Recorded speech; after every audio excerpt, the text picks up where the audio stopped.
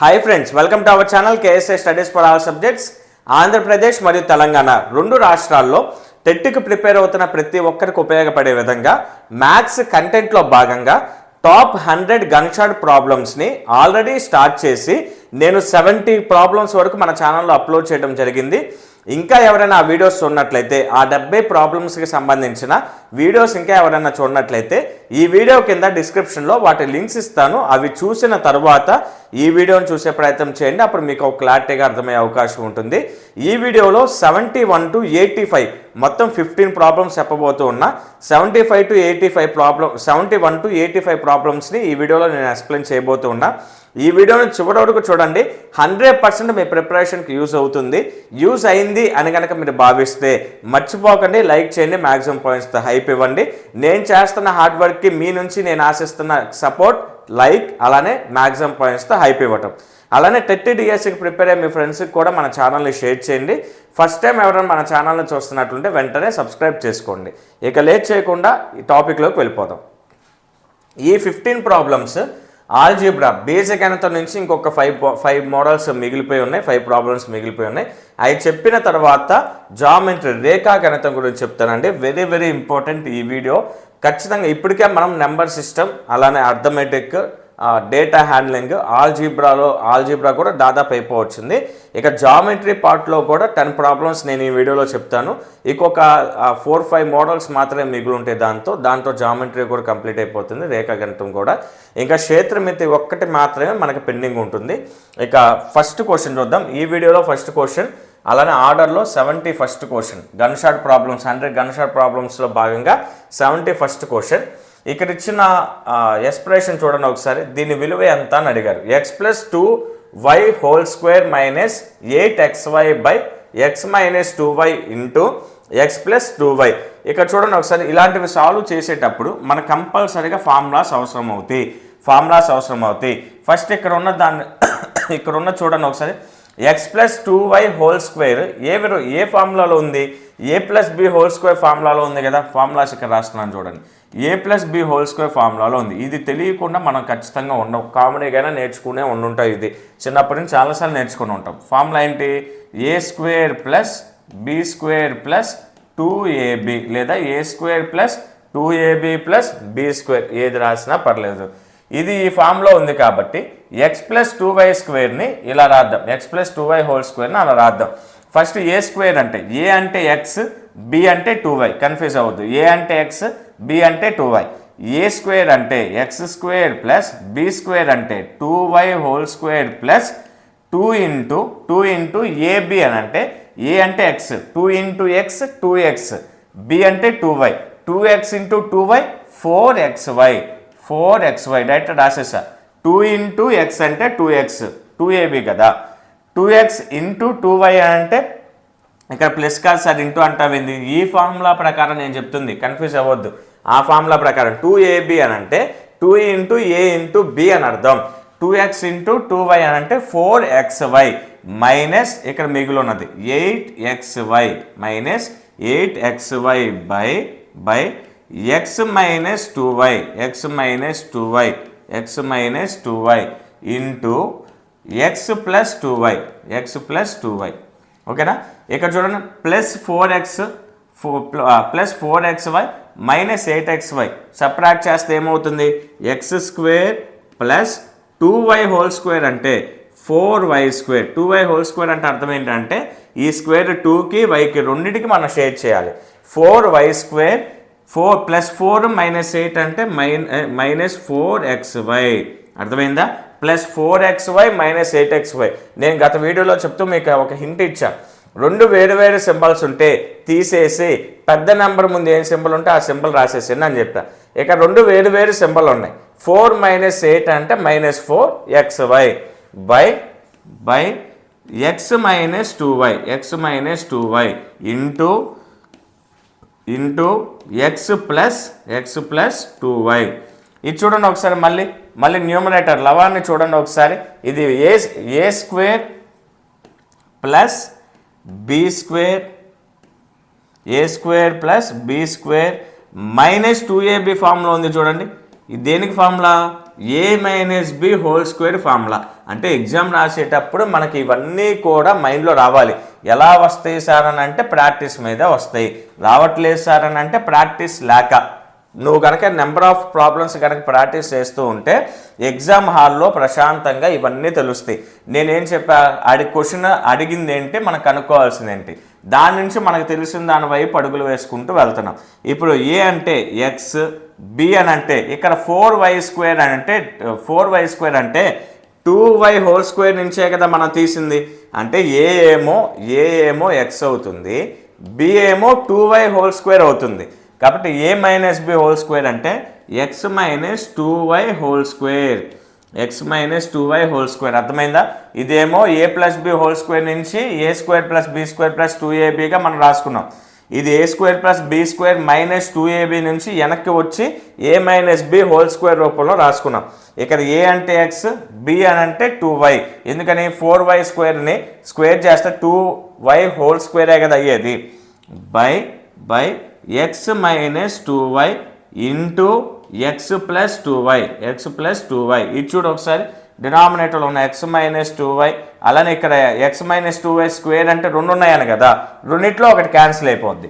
రెండిట్లో ఒకటి క్యాన్సిల్ అయిపోతే ఇంకా మిగిలింది ఎవరు? X minus y, x minus 2y into x plus 2y, x plus 2y into రాయకుండా బ్రాకెట్ రాసా, ఏ ప్రాబ్లం లేదు.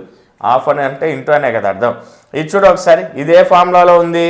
ఏ మైనస్ బి ఇంటూ ఇక్కడ రాస్తున్నా, అక్కడ పట్టదు కాబట్టి ఏ మైనస్ బి ఇంటూ ఏ ప్లస్ బి ఫామ్లో ఉంది. ఏ మైనస్ బి ఇంటూ ఏ ప్లస్ బి ఫామ్లో ఉంది. దీనికి ఏంటి answer? a² minus b², a² minus b². చూసారా, ఒక్క ప్రాబ్లంలోనే 3 ఫార్ములాస్ మనకు అవసరమైంది. సార్ పేపర్ 1 వారికి ఇంత టఫ్గా ఇస్తారా? పేపర్ 1లో ఇచ్చిన క్వశ్చనే ఇది. గత టెట్ పేపర్లో పేపర్ 1 వారికి ఇచ్చిన క్వశ్చనే ఇది. ఇంకో విషయం అంటే ఆల్రెడీ ఆంధ్రప్రదేశ్లో టెట్ ఎగ్జామ్స్ జరుగుతున్నాయి. ఈరోజు 12th మార్నింగ్ షిఫ్ట్ రాసిన వాళ్ళు చాలా టఫ్గా ఉందని పేపర్ చెప్తున్నారు. యూట్యూబ్ వీడియో చూస్తున్న వారు ఎవరైనా ఉన్నవారు, వీడియో చూస్తున్న వారు, మీరు ఆల్రెడీ కనుక ఎగ్జామ్ రాసిన వారు ఉన్నా, మీకు తెలిసిన వారు, లేదా మీరు రాసినా కానీ నాకు ఒకసారి మ్యాథ్స్ ప్రాబ్లమ్స్కి సంబంధించి ఒక పేపర్లో రాసి ఏమేమి క్వశ్చన్స్ అడిగారో గుర్తున్నంత వరకు ఒక పేపర్లో రాసి నాకు వాట్సాప్ చేసే ప్రయత్నం చేయండి.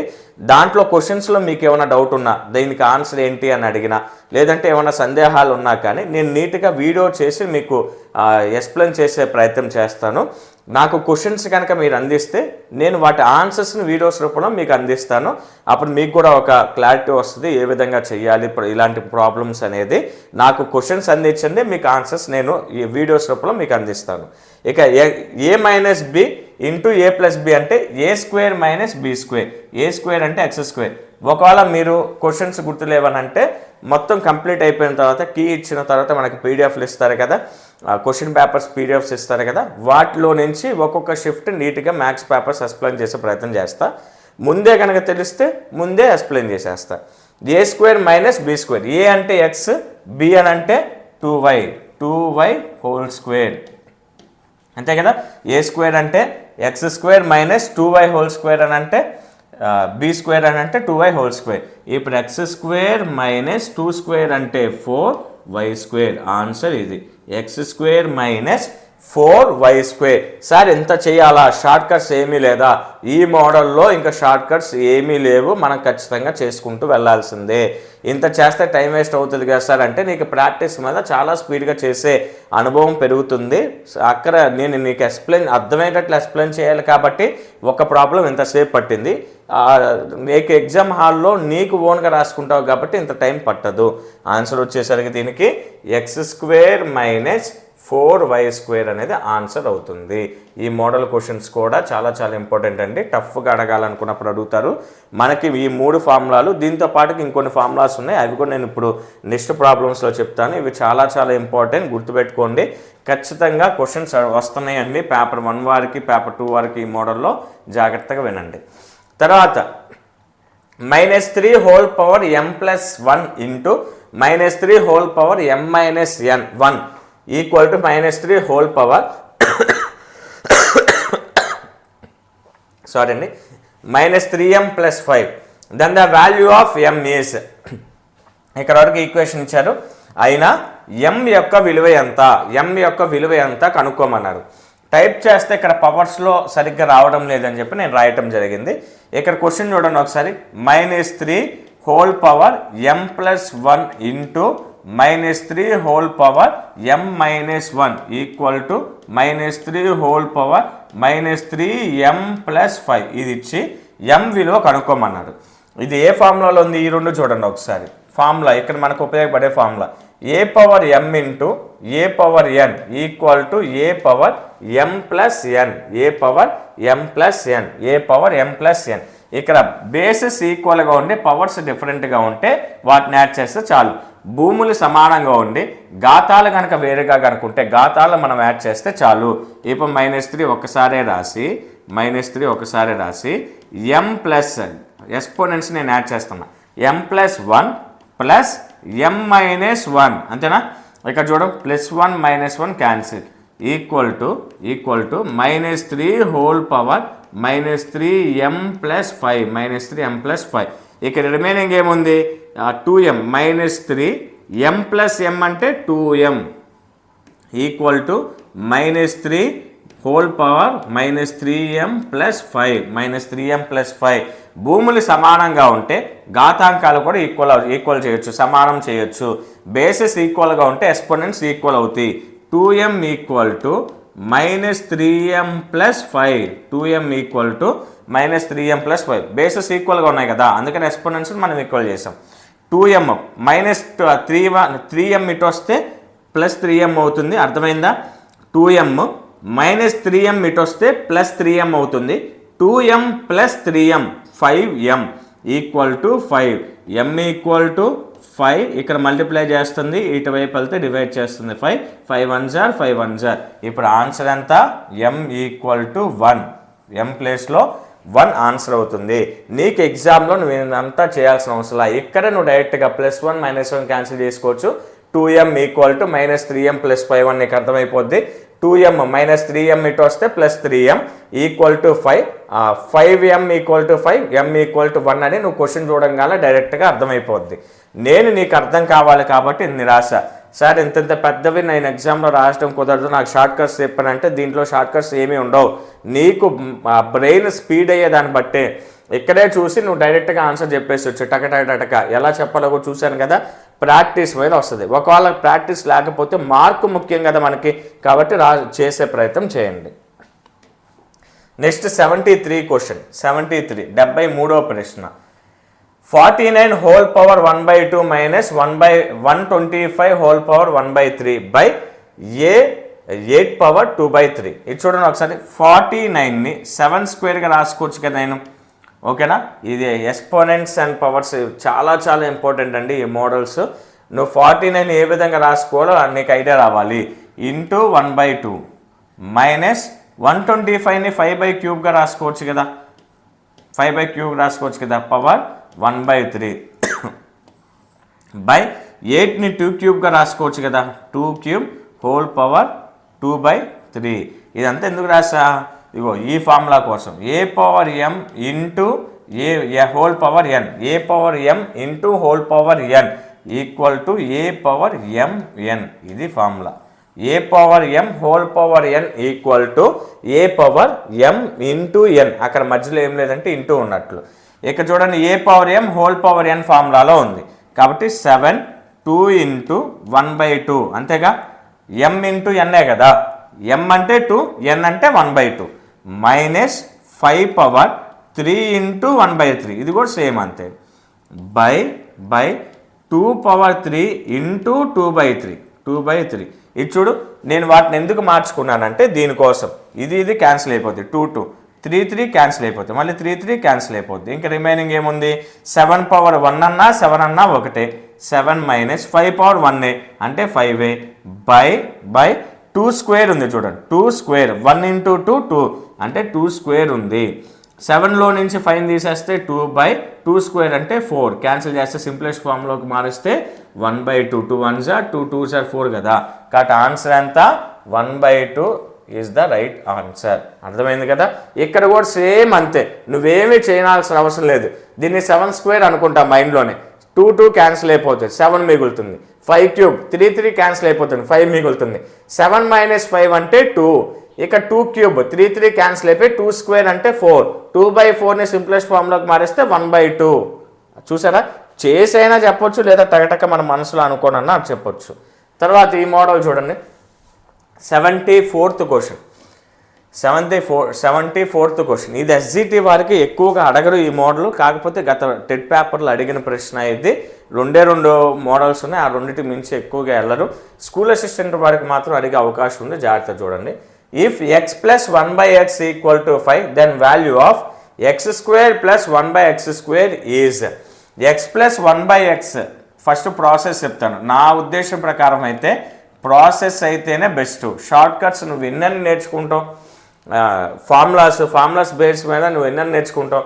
ఇక్కడ మనల్ని అడిగింది ఏంటి, x² + 1/x².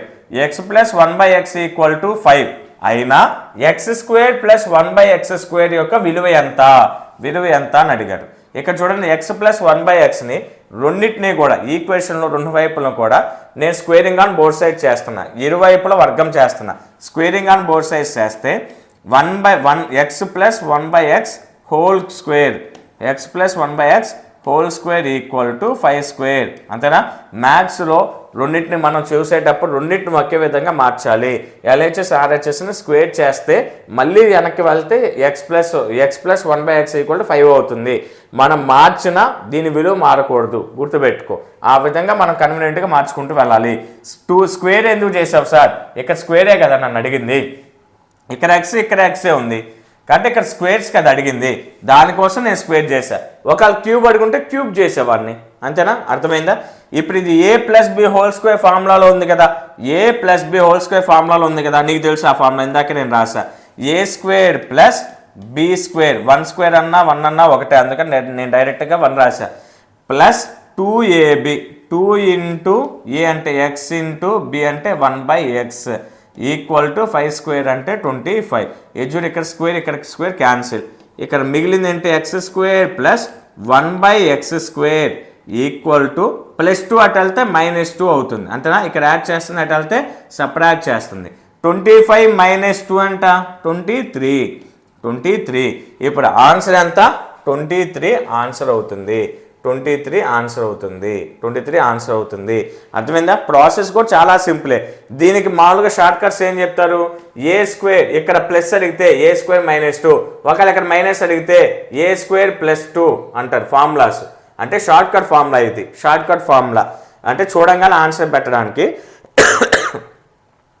అడిగింది మనం కనుక్కోవాల్సింది, ప్లస్ కనుక్కుంటే a² - 2, మైనస్ కనుక్కుంటే a² + 2 చేయమని చెప్తారు. నా ఉద్దేశం ప్రకారం అది దాని బదులు కూడా ఇది 2 స్టెప్సే కదా, ఇదైతే అసలు కన్ఫ్యూజ్ అవ్వండి. రేపు ఒకవేళ ఎగ్జామ్లో x² - 1/x² అని అడిగితే అర్థమైందా నా ప్రశ్న? గత పేపర్లో x² + 1/x² అన్నారు. రేపు వచ్చే పేపర్లో x² - 1/x² ఎంత అని అడిగితే సేమ్ ఇక్కడ కూడా అంతే. మనం ఏం చేసాం, ఇక్కడ x - 1/x = 5 అని ఇచ్చి x² - 1/x² అని కనుక అడిగితే ఏం చేస్తాం, x - 1/x హోల్ స్క్వేర్ రెండు వైపులా వర్గం చేస్తాం, 5². ఇప్పుడు ఇది a - b ఫామ్లో ఉంది కదా, a² + b² - 2ab = 5² అంటే 25. 5² అంటే 25. x cancel. ఇప్పుడు ఇక్కడ ప్లస్ కదండి, ప్లస్ ఇక్కడ ప్లస్గా మార్చుకోండి, మైనస్గా మార్చుకోండి, ప్లస్ కాదు మైనస్, సారీ ప్లస్ సారీ. ఇక్కడ x² ప్లస్ ఇక్కడ ప్లస్ అడిగితే x² + 1/x² = 25 + 2 = 27. చూడు ఒకసారి, x + 1/x = 5 అని ఇచ్చి x² + 1/x² చేస్తే ఈ ప్రాసెస్లో చేసి 23. తర్వాత x - 1/x = 5 అని ఇచ్చి x² + 1/x² కనుక అడిగితే మన a - b ఫార్ములాలో చేసి ప్లస్ చేస్తాం.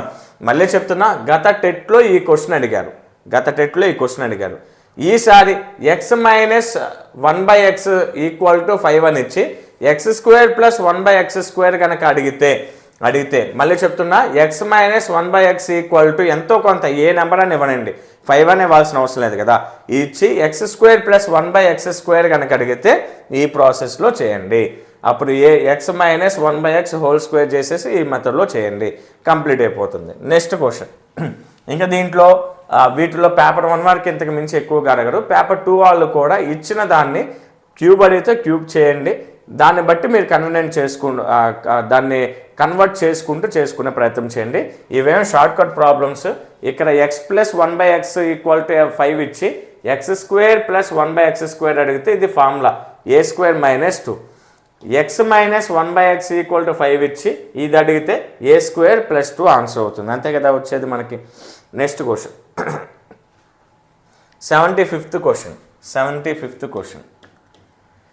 If 3 power x equal to 243, then the value of 2 power 2x minus 3 is 3 power x equal to 243 అయినా 2 power 2x minus 3 యొక్క విలువ ఎంత? 3 power x equal to 243 ఎలా రాసుకోవచ్చు? 3 power 5 గా రాసుకోవచ్చు కదా, 3 power 5 గా రాసుకోవచ్చు కదా. అంటే 3 3s are ఒక్క నిమిషం 3 3s are 9, 9 3s are 27, 27 3s are 81, 81 3s are 243 answer.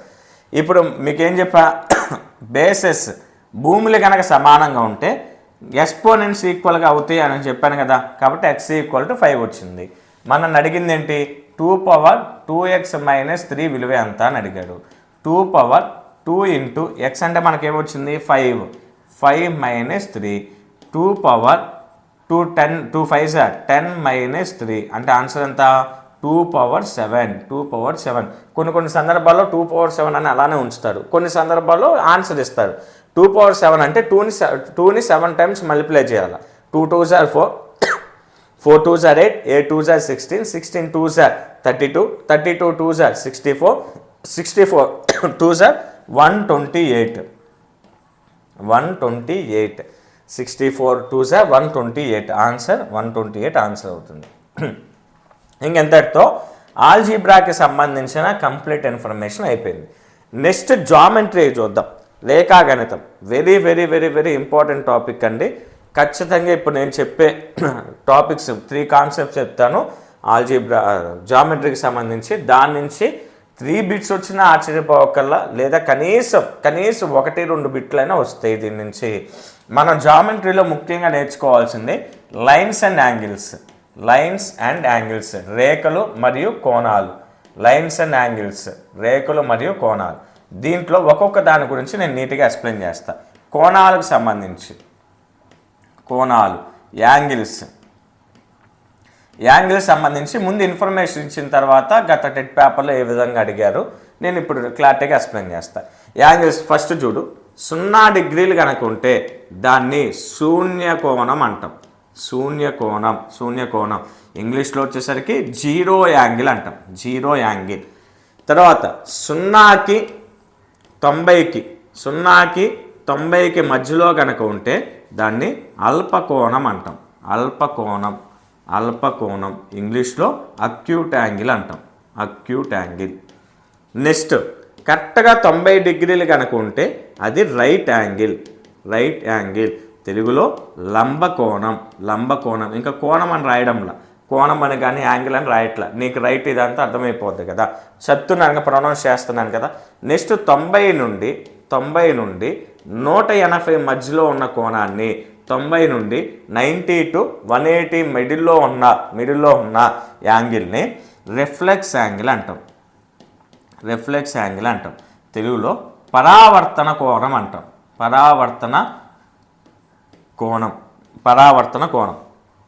Sorry ఇదొక్కటి కొంచెం కరెక్ట్ చేసుకోండి. 90కి 80కి మధ్యలో ఉన్నదాన్ని అబ్ట్యూజ్ యాంగిల్. ఇది ఒక్కటి కొంచెం కరెక్ట్ చేసుకోండి. అబ్ట్యూజ్ యాంగిల్ అధిక కోణం అని అంటాం. అధిక కోణం. నెక్స్ట్ కరెక్ట్గా 180 డిగ్రీస్ ఉన్నదాన్ని స్ట్రైట్ యాంగిల్ అంటాం. Straight angle.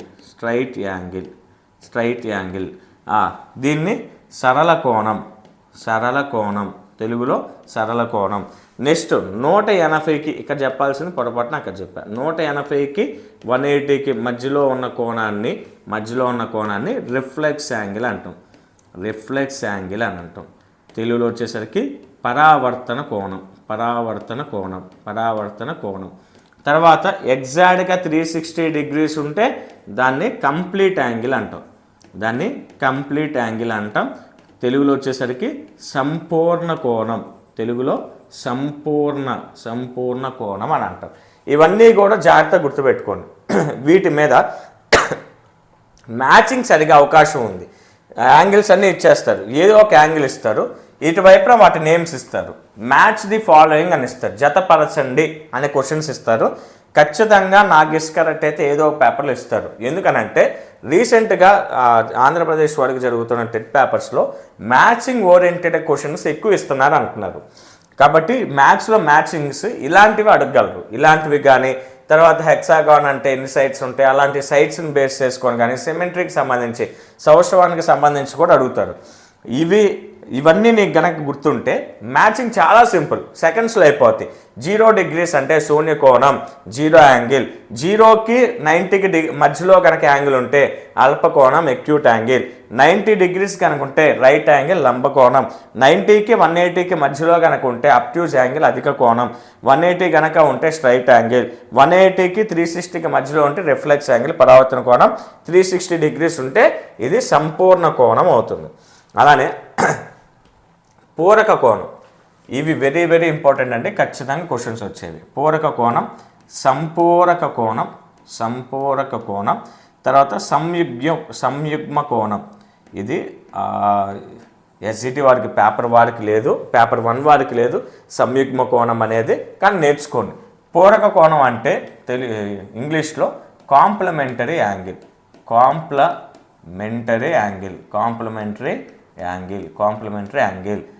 సంపూరక కోణం అంటే supplementary angle, supplementary angle, supplementary angle. సంయుగ్మ కోణం అంటే conjugate angle, conjugate angle, conjugate angle. సంయుగ్మ కోణం అంటే కాంజుగేట్ యాంగిల్. ఇప్పుడు పూరక కోణం అంటే ఏంటి? ఏవైనా రెండు కోణాలను మనం కలిపితే 90 డిగ్రీలు కనుక సమానమైతే, రెండు కోణాల మొత్తం 90 డిగ్రీస్ కనుక అయితే, 90 డిగ్రీలు కనుక అయితే దాన్ని పూరక కోణం అంటాం. Sum of any two angles is equal to 180 degrees, then it is called complementary angles, then the angles is called complementary angles. తర్వాత సంపూరక కోణం, సప్లిమెంటరీ యాంగిల్స్. ఏవైనా రెండు కోణాలు మనం కూడినప్పుడు అది 180 డిగ్రీస్ కనుక సమానం అయితే, 180 డిగ్రీలు కనుక సమానంగా అయితే అది సప్లిమెంటరీ యాంగిల్ అంటాం, సంపూరక కోణాలు అంటాం. సంయుగ్మ అంటే ఇంకా మిగిలింది ఎవరు? 360 కదా. రెండు కోణాలను కలిపినప్పుడు 360 డిగ్రీస్కి ఈక్వల్ అయితే దాన్ని కాంజుగేట్ యాంగిల్స్ అంటాం. అర్థమైందా? ఇది వెరీ వెరీ ఇంపార్టెంట్ అండి. రెండు కోణాలు కూడినప్పుడు 90 డిగ్రీలకు సమానం అయితే ఆ కోణాల జతను ఏమంటాం? పూరక కోణాలు, లేదా ఇంగ్లీష్లో కాంప్లిమెంటరీ యాంగిల్స్ అంటాం. రెండు కోణాలు కూడినప్పుడు 180 డిగ్రీస్ కనుక ఈక్వల్ అయితే సంపూరక కోణాలు, ఇంగ్లీష్లో సప్లిమెంటరీ యాంగిల్ అంటాం. 360 డిగ్రీస్కి ఈక్వల్ అయితే సంయుగ్మ కోణాలు, దాన్ని కాంజుగేట్ యాంగిల్స్ అంటాం. యాంగిల్స్కి సంబంధించి మెయిన్ ఇంపార్టెంట్ ఇది కాన్సెప్ట్, జాగ్రత్తగా రాసుకునే ప్రయత్నం చేయండి. అయిపోయిన తర్వాత ఈ యాంగిల్స్కి సంబంధించి క్వశ్చన్స్ ఏ విధంగా అడిగారో చూసిన తర్వాత లైన్స్లోకి వద్దాం, రేఖల గురించి చూద్దాం. నెక్స్ట్ చూడండి, ఒక్కొక్కటిగా నేర్చుకుంటూ వెళ్దాం. ఫస్ట్ ఆర్డర్లో 76th క్వశ్చన్, ఆర్డర్లో 76th క్వశ్చన్ ఇది చూడండి. సింపుల్గా supplementary angle of x is y, then x plus y is, x యొక్క సంపూరక కోణం వై, అయినా ఎక్స్ ప్లస్ వై ఎంత? కళ్ళు మూసుకొని పెట్టేస్తావు నువ్వు, నాకు తెలుసు, ఎందుకని విన్నావు కదా క్లాసు. సంపూరక కోణాలు సప్లిమెంటరీ యాంగిల్స్ అవ్వాలి అని అంటే 2 యాంగిల్స్ యాడ్ చేస్తే ఎంతకి ఈక్వల్ అవ్వాలి? 180 డిగ్రీస్కి ఈక్వల్ అవ్వాలి. కాబట్టి answer 180 degrees. X plus y. రేపు ఎగ్జామ్లో కాంప్లిమెంటరీ యాంగిల్ అడిగాడు అనుకోండి, అప్పుడు 90 డిగ్రీస్ అవుతుంది. Complementary angles x plus y అంటే 90 డిగ్రీస్. కాంజుగేట్ యాంగిల్స్ యాడ్ చేస్తే 360 డిగ్రీస్కి ఈక్వల్ అనాలి. అర్థమైందా? ఇక్కడ నేను క్వశ్చన్లో సప్లిమెంటరీ యాంగిల్ అని ఇచ్చా. రేపు ఎగ్జామ్లో పూరక కోణం అని కనుక ఇస్తే 2 కోణాలను కూడినప్పుడు పూరక కోణం అవ్వాలి అని అంటే 90 డిగ్రీలకు సమానం అవ్వాలి, సంయుగ్మ కోణం అవ్వాలి అని అంటే 360 డిగ్రీలకు సమానం అవ్వాలి. ఇది డైరెక్ట్ క్వశ్చన్. దీని మీద కొంచెం డిఫరెంట్గా అడిగితే నెక్స్ట్ క్వశ్చన్స్ ఉన్నాయి చూడండి. The difference 77th question. The difference in the measures of a pair of complementary angles is 24 degrees. Then the angles are ఒక జత పూరక కోణాల కొలతలలో వ్యత్యాసం 24 డిగ్రీలు అయినా ఆ కోణాలు 24 డిగ్రీలు వ్యత్యాసం ఉందని చెప్పారంటే ఆ కోణాలు. ఇప్పుడు సంపూరక కోణాలు అంటే ఎంత అవ్వాలి చెప్పండి నాకు ఒకసారి. సంపూరక కాదు, ఇక్కడ పూరక కాదు ఇచ్చింది, పూరక కోణాలు కాంప్లిమెంటరీ యాంగిల్ అవ్వాలి అని అంటే ఎంతకి సమానం అవ్వాలి? ఖచ్చితంగా 90 డిగ్రీస్కి. గత టెట్ పేపర్లు అడిగిన క్వశ్చన్ అయితే దీనికోసం నువ్వు ఎక్కువ కష్టపడాల్సిన అవసరమే లేదు. కాంప్లిమెంటరీ యాంగిల్ అవ్వాలని అంటే 90 డిగ్రీస్కి ఈక్వల్ అవ్వాలి, అది నీకు తెలుసు.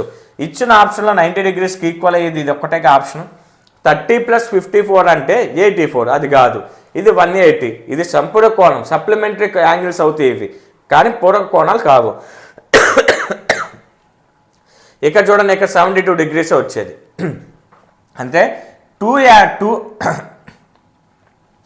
టూ యాంగిల్స్ యాడ్ చేస్తే 90 డిగ్రీస్కి ఈక్వల్ అయితేనే కదా దాన్ని పూరక కోణం అనేది, కాంప్లిమెంటరీ యాంగిల్స్ అనేది. కాబట్టి ఈ క్వశ్చన్కి నువ్వు అంత కష్టపడాల్సిన అవసరంలా. ఎగ్జామ్ పాయింట్ ఆఫ్ వ్యూలో ఈ క్వశ్చన్ ఎందుకు ఇచ్చారు అని అంటే, పూరక కోణాలు అని అంటే కాంప్లిమెంటరీ యాంగిల్స్ అంటే 2 యాంగిల్స్ యాడ్ చేస్తే 90 డిగ్రీస్ అవుతుంది అనే కాన్సెప్ట్ నీకు తెలుసా తెలియదా అని తెలుసుకోవడం కోసం ఈ క్వశ్చన్ ఇచ్చారు. అయితే చాలా సింపుల్ క్వశ్చన్ ఇది. ఒకవేళ అన్నీ కూడా 90 డిగ్రీస్ అయ్యేటట్లు ఇచ్చి వాటి మధ్య డిఫరెన్స్ వేరుగా ఇచ్చాడు అనుకో, డిఫరెన్స్ చెక్ చేసుకో. ఈ మోడల్ క్వశ్చన్స్ నన్ను అడిగితే సారీ అండి, కొంచెం ప్రాసెస్ కంటే కూడా ఆప్షన్ వెరిఫికేషన్ మెథడ్లోకి వెళ్ళటం చాలా ఉత్తమమైన పద్ధతి. కాన్సెప్ట్ అంటే ఎలా చేస్తాం? నార్మల్గా అయితే 2 కోణాలను కూడితే 90 డిగ్రీలు అవ్వాలి. దాంట్లో మొదటి కోణం ఎక్స్ అనుకుంటే రెండో కోణం ఎక్స్ - 24 డిఫరెన్స్ అన్నాడు కదా, అంతేనా? ఎక్స్ మైనస్ కదా, 90 - ఎక్స్. ఇది చూడండి ఒకసారి. 2 కోణాలు కూడితే 90 డిగ్రీస్కి ఈక్వల్ అవ్వాలా? దాంట్లో ఒక యాంగిల్ ఎక్స్ అనుకుంటే ఇంకొక యాంగిల్ ఎక్స్ - 24 డిగ్రీస్ అవుతుంది. కారణం ఏంటి? ఇప్పుడు చూడండి ఒకసారి, నా దగ్గర ఒక 50 రూపాయలు ఉన్నాయి. నా దగ్గర ఉన్న దానికంటే కూడా నీ దగ్గర 20 రూపాయలు తక్కువ ఉన్నాయి. ఇప్పుడు నీ దగ్గర ఎంత ఉన్నాయి అని అడిగితే నువ్వేం చేస్తావు? ఫస్ట్ నేను కదా పెద్దోడిని, కాబట్టి నా దగ్గర ఉన్న 50లో నుంచి మన మధ్య వ్యత్యాసం 20 రూపాయలు కదా, డిఫరెన్స్ తీసేస్తే నీ దగ్గర ఉంది 30 రూపాయలు అని చెప్తావు. అంతమైనా నా దగ్గర 50 రూపీస్ ఉన్నాయి, నీ దగ్గర నా దగ్గర ఉన్న డబ్బుల్లో వ్యత్యాసం 20 రూపాయలు అని చెప్పాను అనుకో. నా దగ్గర ఉన్న డబ్బుల్లో నుంచి ఆ వ్యత్యాసం డిఫరెన్స్ని తీసేస్తే నీ దగ్గర ఉన్న డబ్బులు 30 రూపాయలు అని అర్థమవుతాయి. ఇక్కడ కూడా అంతే. వ్యత్యాసం అంటే పెద్ద దాంట్లో నుంచి చిన్నదాన్ని తీసేస్తేనే కదా వచ్చేది. ఇప్పుడు పెద్ద యాంగిల్, లార్జెస్ట్ యాంగిల్ ఎక్స్ అనుకున్నాం అనుకో, ఫస్ట్ యాంగిల్ అనుకున్నాం అనుకో ఎగ్జాంపుల్కి, సెకండ్ యాంగిల్ ఏమవుతుంది? ఎక్స్ - 24 అవుతుంది ఆటోమేటిక్గా. ఈ రెండింటిని యాడ్ చేస్తే ఎంతకి ఈక్వల్ అవ్వాలి? 90 డిగ్రీస్కి ఈక్వల్ అవ్వాలి. X + X 2x equal to -24 at వెళ్తే +24 అవుతుంది. ఇప్పుడు ఎక్స్ ఈక్వల్ టు 90 + 24 అని అంటే 114/2. 2 1s 2 5s 10 7s 2 7s. ఇప్పుడు ఎక్స్ అంతా పెద్ద యాంగిల్ 57 డిగ్రీస్. ఇదిగో 57 డిగ్రీస్. చిన్న యాంగిల్ కావాలంటే ఏంటి? 57 నుంచి 24 తీసేస్తే 57లో నుంచి 24ని సెపరేట్ చేస్తే స్మాలెస్ట్ యాంగిల్ వస్తే 33. ఈ ప్రాసెస్ అంతా చేసుకుంటా కూర్చునే బదులు ఆప్షన్ వెరిఫికేషన్ మెథడ్ వెళ్తే చాలా సింపుల్. నీకు ప్రాసెస్ కావాలంటే ఇది, ఆప్షన్ వెరిఫికేషన్ మెథడ్ అంటే ఇది. నన్ను అడిగితే ఆప్షన్ వెరిఫికేషన్ మెథడ్ అయితే చాలా సింపుల్గా ఉంటుంది. కాబట్టి మీ ఇష్టం, రెండిట్లో ఏది ఫాలో అయినా పర్లేదు. సబ్జెక్ట్ నేర్చుకోవాలంటే ఇది, ఎగ్జామ్లో తక్కువ టైంలో అయిపోవాలంటే ఆప్షన్ వెరిఫికేషన్ మెథడ్. నెక్స్ట్ దీని మీద కొంచెం డిఫరెంట్గా అడిగారు చూడండి. 78th క్వశ్చన్ చాలా ఇంపార్టెంట్ మోడల్. స్కూల్ అసిస్టెంట్ వారికి కూడా ఈ మోడల్ అడిగే అవకాశం ఉంది. 2 supplementary angles differ by 28 degrees. The bigger angle among them is. 2 సంపూరక కోణాల మధ్య కోణం 28 డిగ్రీలు అయినా వానిలో పెద్ద కోణం ఎంత? నాకు ఒకసారి చెప్పు. 2 సంపూరక కోణాలు ఎంత? 180 డిగ్రీస్. రెండు సంపూరక కోణాలను యాడ్ చేస్తే ఎంతకి ఈక్వల్ అవ్వాలి, 2 సప్లిమెంటరీ యాంగిల్స్ నేను యాడ్ చేస్తే ఎంతకి ఈక్వల్ అవ్వాలి, 180 డిగ్రీస్కి సార్. ఈ కాన్సెప్ట్ నాకు తెలుసు. క్వశ్చన్లో ఏమి ఇచ్చాడు, వాటి మధ్య డిఫరెన్స్ భేదం వచ్చేసరికి 28 డిగ్రీలు అని ఇచ్చాడు. అంతేనా కాదా? ఇచ్చింది ఏంటి, సంపూరక కోణాలు అని ఇచ్చాడు. మనకు తెలిసిన కాన్సెప్ట్ ఏంటి, రెండు సంపూరక కోణాలను యాడ్ చేస్తే 180 డిగ్రీస్కి ఈక్వల్ అవుతుంది అనే విషయం మనకు తెలుసు. క్వశ్చన్లు ఏమి ఇచ్చారు, వాటి మధ్య డిఫరెన్స్ ఇచ్చారు. అంటే పెద్ద యాంగిల్ ఎక్స్ అనే చిన్న యాంగిల్ వై అనుకుంటాం. ఎక్స్లో నుంచి వైని తీసేస్తే 28, వాటి మధ్య భేదం 28 డిగ్రీలు, వాటి మొత్తం 180 డిగ్రీలు. అర్థమైందా? వాటి రెండు సంపూరక కోణాల మొత్తం 180 డిగ్రీలు, 2 సప్లిమెంటరీ యాంగిల్స్ మధ్య డిఫరెన్స్ 28 డిగ్రీస్. ఎలిమినేషన్ మెథడ్ ప్రకారం +y - y cancel, x + x అంటే 2x ఈక్వల్ టు, ఇక్కడ ఏం లేదంటే ప్లస్లు ఉన్నట్లు. ఫర్ ఎగ్జాంపుల్ ఇక్కడ మైనస్లు కనుక ఉంటే తీసేసేవాళ్ళం. అర్థమైందా? ఇక్కడ +y - y క్యాన్సిల్ అయిపోద్ది. ఎలిమినేషన్ మెథడ్ అంటాం దీన్ని. 180 + 28 అంటే 208 degrees. 208 degrees. x equal to 208 divided by 2 అంటే 104. x equal to 104 degrees. ఇక్కడ నేను ఏమనుకున్నా, ఎక్స్నే కదా లార్జెస్ట్ యాంగిల్ అనుకుంది, అందుకే ఎక్స్లో నుంచి వైన్ తీసింది. ఇప్పుడు ఇక్కడ పాజిటివ్ నెంబర్ వచ్చిందంటే, ధన సంఖ్య వచ్చిందంటే పెద్ద దాంట్లో నుంచి చిన్నదాన్ని తీస్తేనే కదా ధన సంఖ్య వచ్చేది. అదే చిన్న దాంట్లో నుంచి పెద్ద దాన్ని కనుక తీసుంటే రుణ సంఖ్య వచ్చేది, నెగిటివ్ నెంబర్ వచ్చేది. పెద్ద దానిలో నుంచి చిన్న కోణాన్ని తీసేశాను కాబట్టి ధన కోణం వచ్చింది. నాకు అక్కడ ధన సంఖ్య వచ్చింది, పాజిటివ్ నెంబర్ వచ్చింది. పాజిటివ్ నెంబర్ వచ్చింది అని అంటే ఇక్కడ నేను ఫస్ట్ రాసుకున్నది పెద్ద దాంట్లో ఎక్స్ 104 రైట్ ఆన్సర్ అవుతుంది. 104. ఒక స్మాలెస్ట్ నెంబర్ కనుక అడుగుంటే స్మాలెస్ట్ కనుక అడుగుంటే 76 డిగ్రీస్ అయ్యేది. అంతేనా? స్మాలెస్ట్ అడుగుంటే 76 డిగ్రీస్ అయ్యేది. దీంట్లో నుంచి 28ని తీసేసిన 76, లేదా 180లో నుంచి 104ని తీసేసిన 76 అయ్యేది స్మాలెస్ట్ యాంగిల్ కనుక అడిగితే. ఒకవేళ వాటి మధ్య ఇంకా వాటి మొత్తం అడిగితే 180 డిగ్రీస్ కదా, ఇంకా అంతకు మించి ఏం అడగరు. స్మాలెస్ట్ యాంగిల్ కానీ అలానే లార్జెస్ట్ యాంగిల్. స్మాలెస్ట్ యాంగిల్ ఏమో 76 డిగ్రీస్, లార్జెస్ట్ యాంగిల్ 104 డిగ్రీస్. ఇక ఈ టాపిక్కి సంబంధించి యాంగిల్స్కి సంబంధించి final question 79th question. Complementary angles of 45 degrees is 3k, then k equal to 45 డిగ్రీల యొక్క పూరక కోణం 3k అయినా k ఈక్వల్ టు ఎంత? నాకు ఒకసారి చెప్పు. కాంప్లిమెంటరీ యాంగిల్స్ అంటే రెండు యాంగిల్స్ని నువ్వు యాడ్ చేస్తే ఎంతకి ఈక్వల్ అవ్వాలా? 90 డిగ్రీస్కి ఈక్వల్ అవ్వాలా. ఇప్పుడు ఒక యాంగిల్ 45 డిగ్రీస్ అంటే ఇంకొక యాంగిల్ ఎంత? ఇప్పుడు 3k, ఇంకొక యాంగిల్ 3k అన్నాడు కదా, 3k ఈక్వల్ టు 90 డిగ్రీస్లో నుంచి 45 తీసేస్తే అంతే కదా. అంతేనా? అర్థమైందా? ఇప్పుడు 3k ఈక్వల్ టు ఎంత? 45 డిగ్రీస్. అర్థమైంది అనుకుంటున్నా. 45 డిగ్రీస్ యొక్క పూరక కోణం 3k అంట. ఇప్పుడు 3k ఎంతకి ఈక్వల్ అవ్వాలా? 45కి ఈక్వల్ అవ్వాలా. ఎందుకు సార్? 45 + 45 కలిపితేనే కదా 90 అయ్యేది. అయితే ఇక్కడ ఆప్షన్లో 45 ఉందని వెంటనే పెట్టేమాక, మనం అడిగింది k విలువ ఎంత అన్నాడు. 45/3, 3 1s are 3, 15s are 15 degrees. Answer option A is the right answer అవుతుంది. సార్ డైరెక్ట్గా చెప్పేసేయచ్చు కదా, ఎందుకు ఈ ప్రాసెస్ అంతా చెప్తున్నారంటే, ఒకటే గుర్తుపెట్టుకొని, నేను క్లాస్ వేసేటప్పుడు కంపల్సరిగా మ్యాథ్స్ విద్యార్థులను అలానే నాన్ మ్యాథ్స్ విద్యార్థులను అందరినీ దృష్టిలో ఉంచుకునే చేస్తాను. ఇప్పుడు మ్యాథ్స్ విద్యార్థులు బాగా వచ్చింది అనుకోండి, మీరు స్కిప్ చేసుకోవటం మీకు ఒక్క సెకండ్ పని అంతే.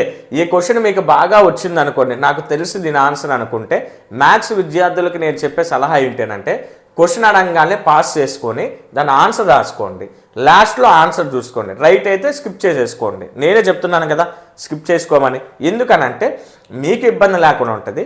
మీరు స్కిప్ చేసుకోవడం 1 నిమిషం పని. మిమ్మల్ని దృష్టిలో ఉంచుకొని నాన్ మ్యాథ్స్ విద్యార్థులను పక్కన పెట్టేసి కనుక నేను చెప్తే వాళ్ళు ఇబ్బంది పడతారు కదా.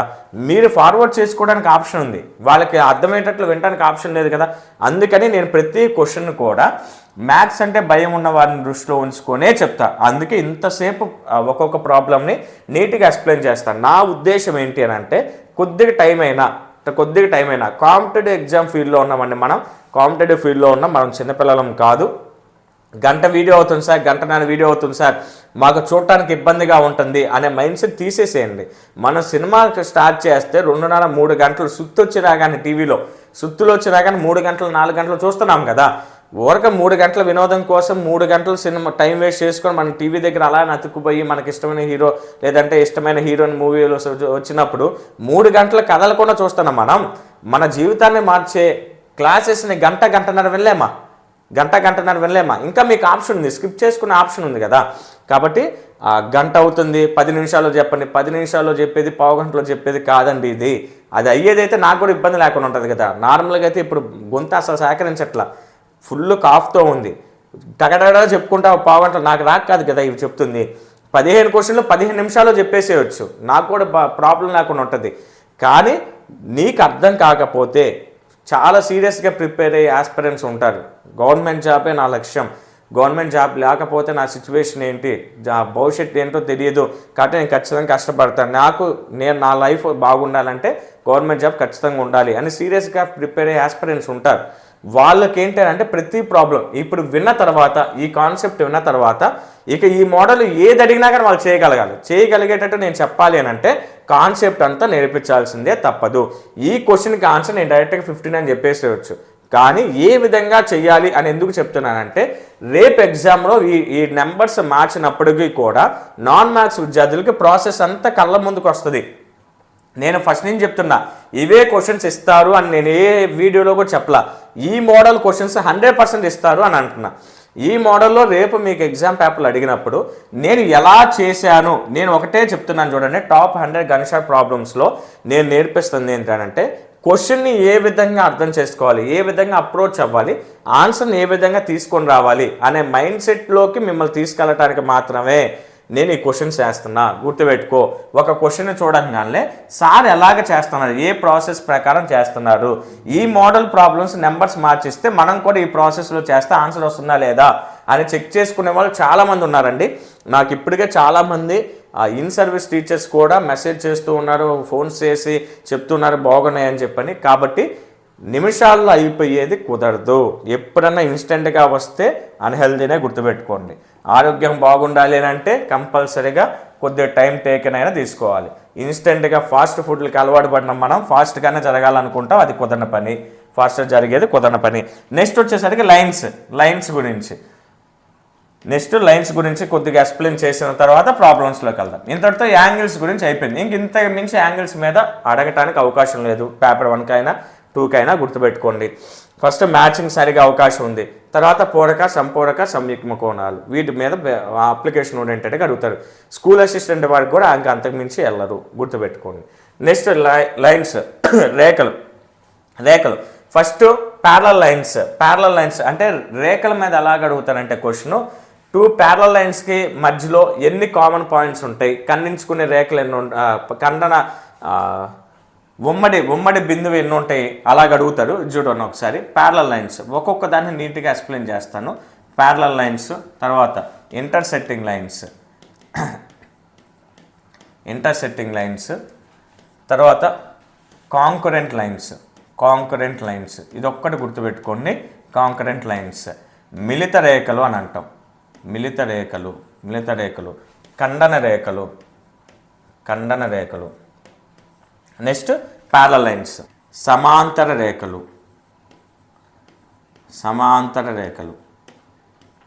చూడండి ఒకసారి, సమాంతర రేఖలు ఏ విధంగా ఉంటాయి, ఏ బిందువు దగ్గర కూడా ఖండించుకో, మీట్ అవ్వవు, ఏ పాయింట్ దగ్గర మీట్ అవ్వవు.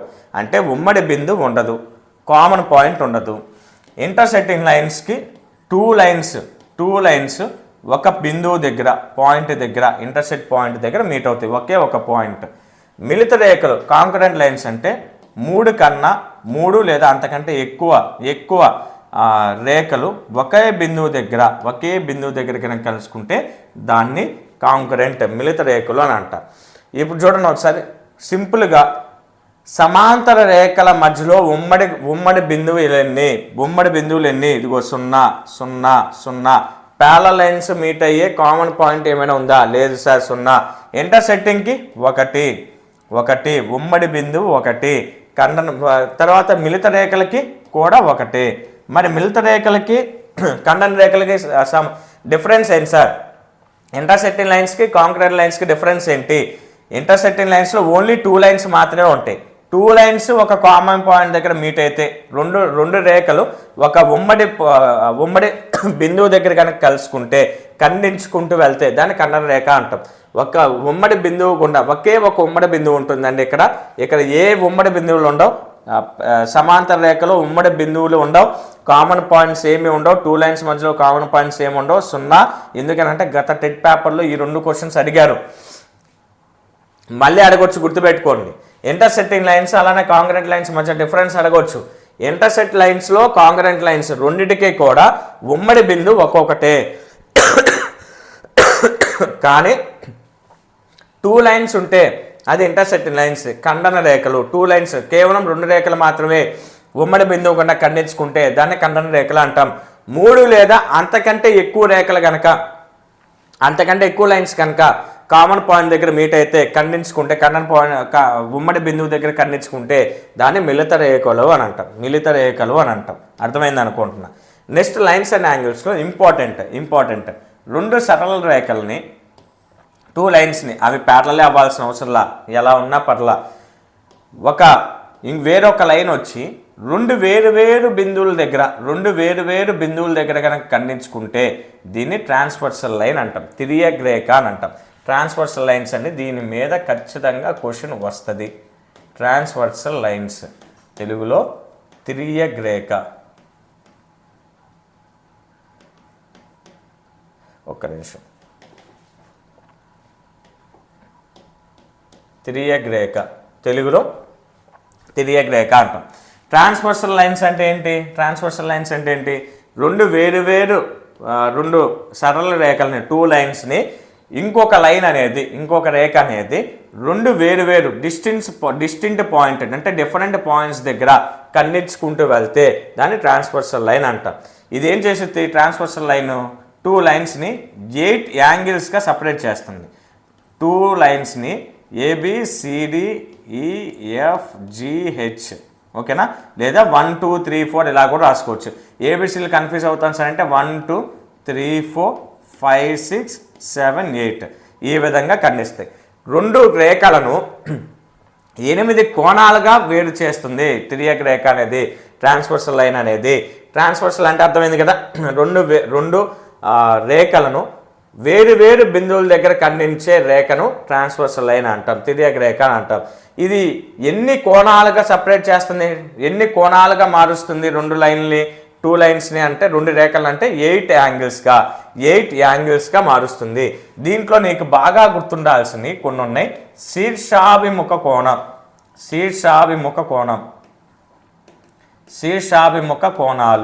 కోణాలు ఇవి కొంచెం లేట్ అయినా కానీ వినండి.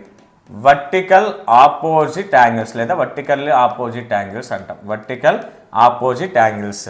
తర్వాత సాదృశ్య కోణాలు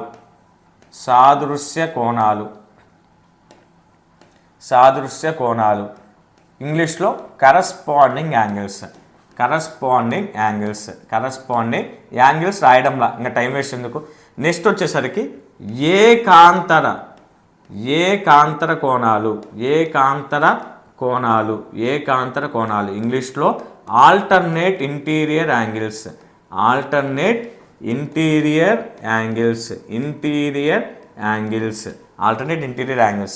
తర్వాత ఏక బాహ్య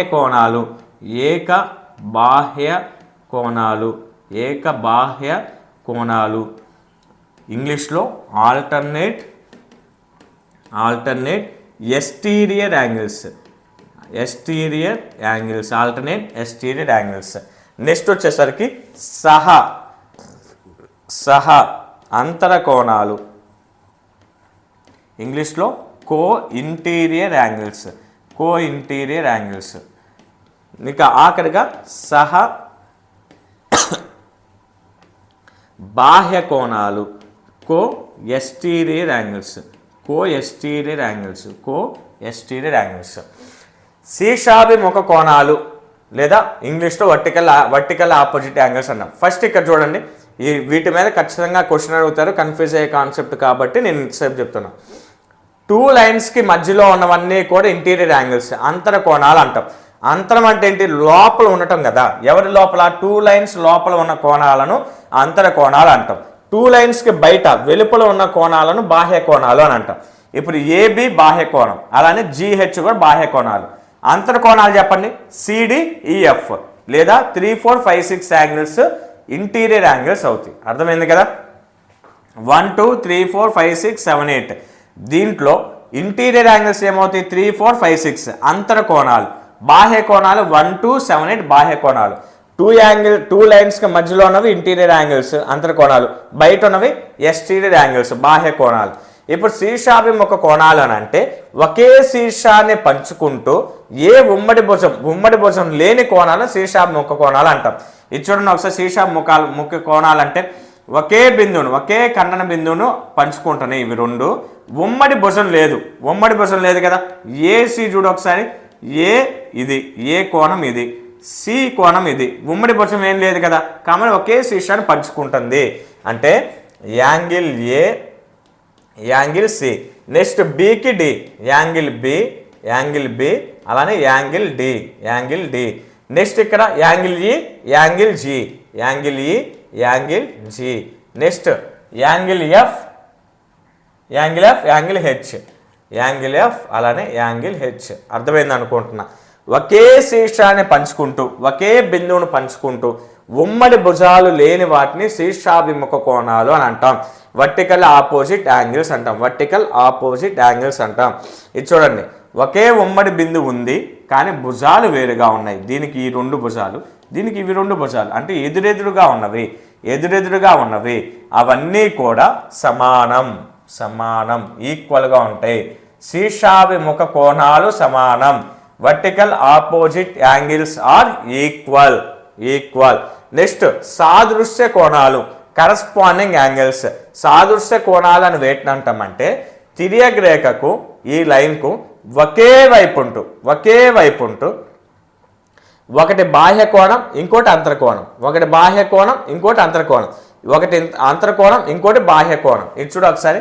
నేను ఏబిసిడీలే రాస్తున్నానండి, 1, 2 రాయడంలో కన్ఫ్యూజ్ అవుతారని ఏబిసిడీలే రాస్తున్నా. తిర్యక్ రేఖకు ఒకే వైపు ఉన్నవి బీసీ. ఒక్క నిమిషం ఆగండి. ఇక్కడ ఇవన్నీ తీసేస్తున్నా, ఒక్కొక్కటే రాస్తా. 4, 5 తీసేస్తున్నా.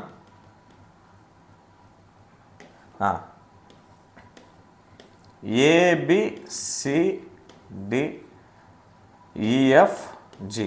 ఇప్పుడు కన్ఫ్యూజ్ లేకుండా ఉంటుంది చూడండి. తిర్యక్ రేఖకు ఒకే వైపు ఉంటూ ఒకటి బాహ్య, ఒకటి అంతర. అర్థమైందా? ఈ లైన్కి ఇది బాహ్య కదా ఏ, ఇంకోటి అంతర కోణం.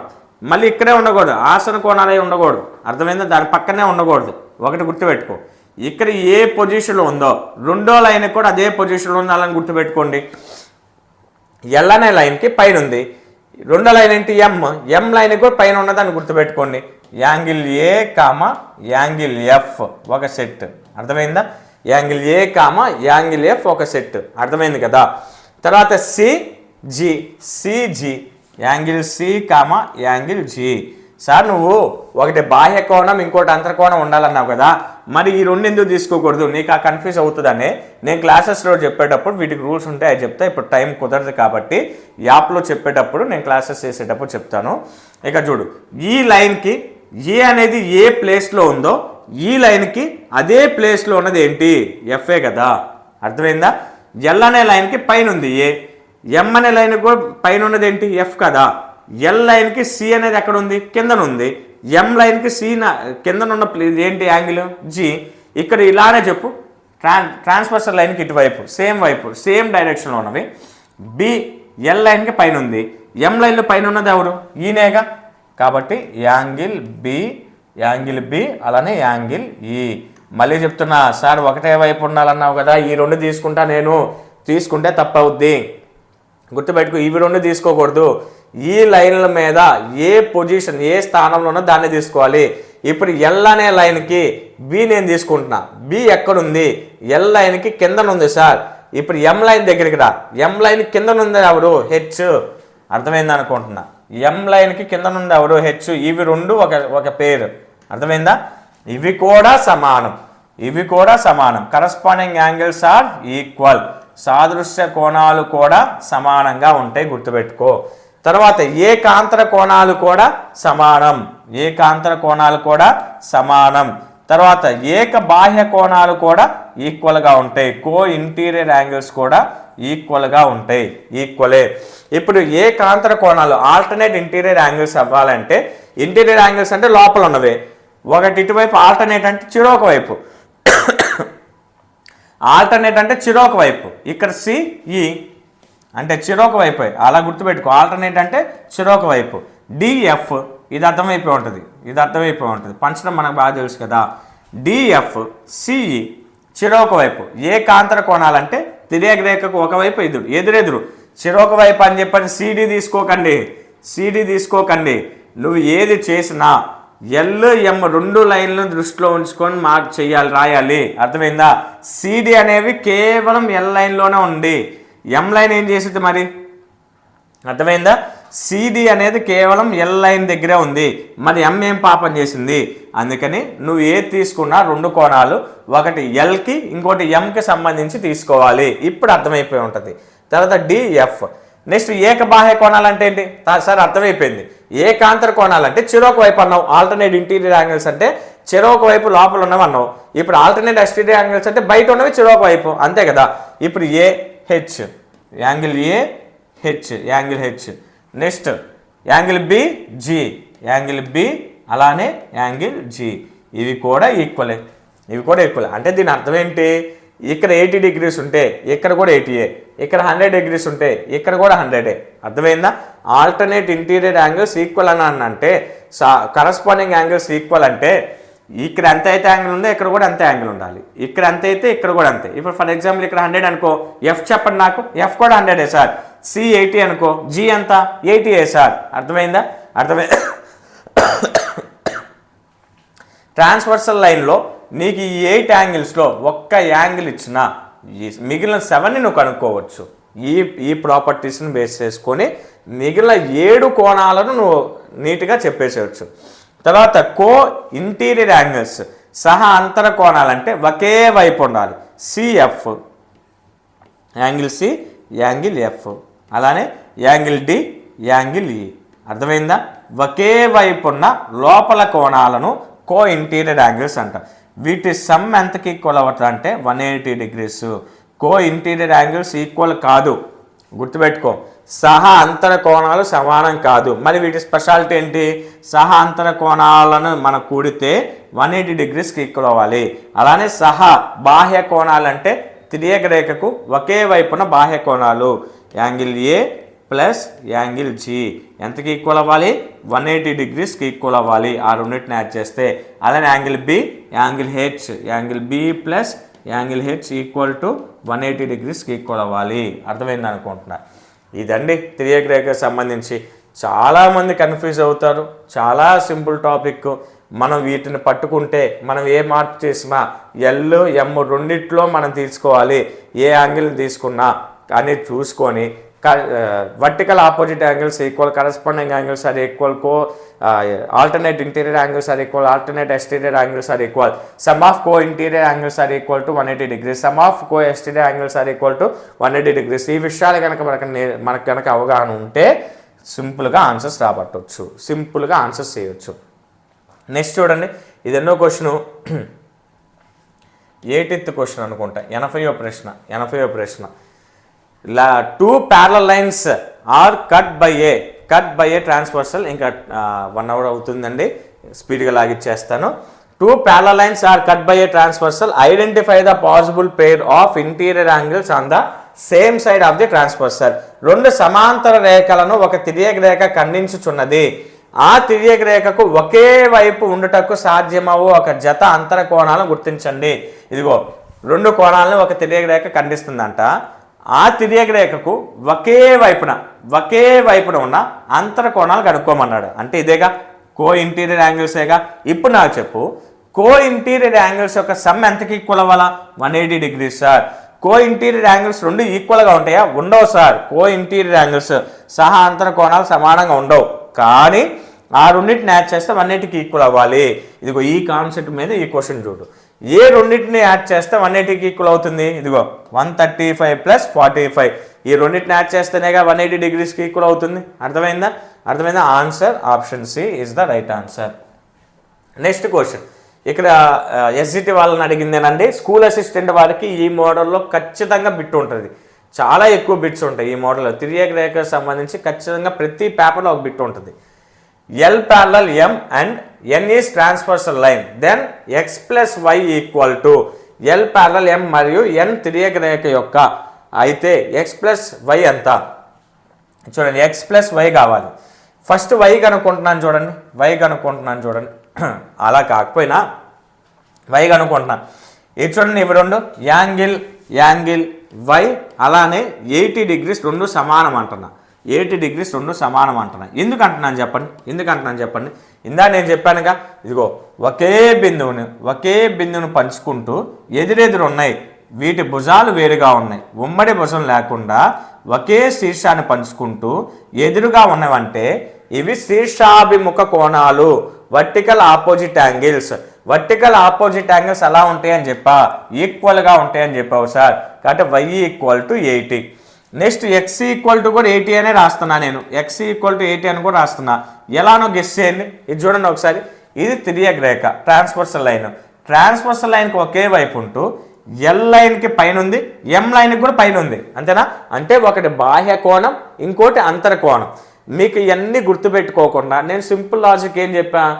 L లైన్లో ఏ ప్లేస్లో ఏ స్థానంలో ఉందో M లైన్లో కూడా అదే స్థానంలో ఉంటే అది కరస్పాండింగ్ సైడ్స్ అవుతాయి, సాదృశ్య కోణాలు అవుతాయి.